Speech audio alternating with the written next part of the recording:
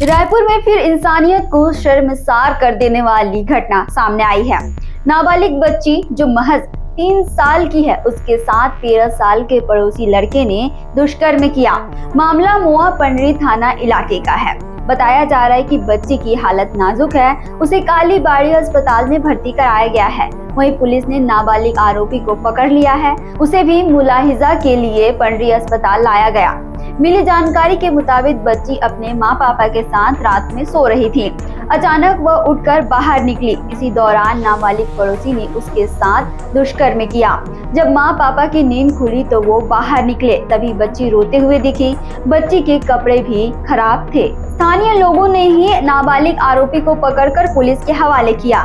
लोगों का आरोप है कि थाना प्रभारी को फोन करने से उनका फोन बंद बता रहा था। साथ ही कहा जा रहा है कि परिजन का बयान लेने के बाद भी बच्ची को अस्पताल में परेशान किया जा रहा है। छत्तीसगढ़ से जुड़े और अपडेट्स के लिए आप देखते रहें वयम छत्तीसगढ़।